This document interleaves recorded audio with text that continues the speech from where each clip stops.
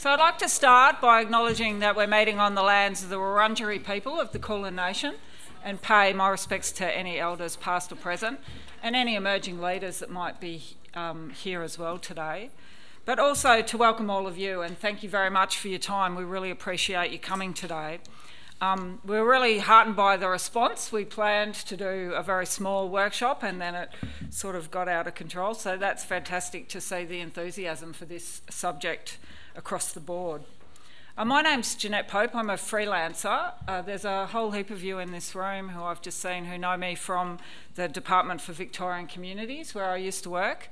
My team wrote the Indicators of Community Strength and also the whole of government strategy of Fairer Victoria. And in that process, we were collating a whole lot of research as we went along about disadvantage in communities. And the early research, when I first started in the department, they'd just opened up a lot of land out in the growth areas, so we didn't have population statistics to look at. But we did run some surveys of people who were moving out into those areas, and what we found was that there was a whole lot of young families who were moving from inner suburbs out into the growth areas for the security of owning their own home. And we talked to them about a whole lot of stuff, and they had a lot of hopes and dreams for what would be in these communities eventually, a lot of thoughts about promises of infrastructure that would follow, and a lot of talk about trade-offs, the things that they were willing to trade off to move further out in Melbourne. And transport was the main one, and we still find this in regional areas as well, that people are willing to, they sort of say, well, I can handle travel to work to get this security of my own home. As more people moved in over that time, we started to see population statistics emerging, and we started to see evidence of stress in these communities. So there was data about mortgage stress, rental stress. You'll remember the Vampire Index came out then, so we started to see that people were experiencing fuel vulnerability. There was data that showed that there was a lack of childcare for people who didn't have access to their family networks anymore because they'd moved away from them locally, much more reliant on public services that weren't there.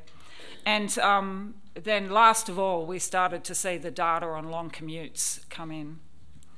It was about a decade after I started and Joanna Kirkillis from City of Whittlesea and I wrote the Growth Areas Social Planning Tool. And we had quite an array of data to look at on this issue, and that's when we started to see that these stresses are playing out in social problems. So in particular, high rates of family violence, very low rates of community participation, and these entrenched gender roles that we are going to, in work that we're going to talk about today. So over this period of time, there was two pieces of research that were put out that were absolutely seminal to mine and the department's thinking.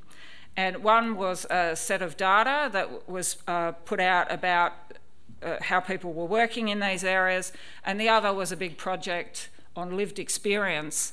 And we have the authors of both of those projects here today, so we're really lucky to have that.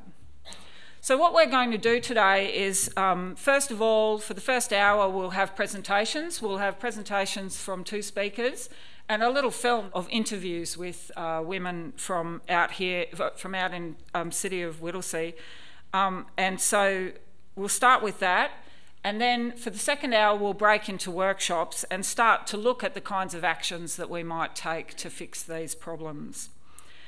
We're going to finish hard on 4:30, but then we're going to have nibbles and drinks, and if you would like to stick around then, we'll do some networking.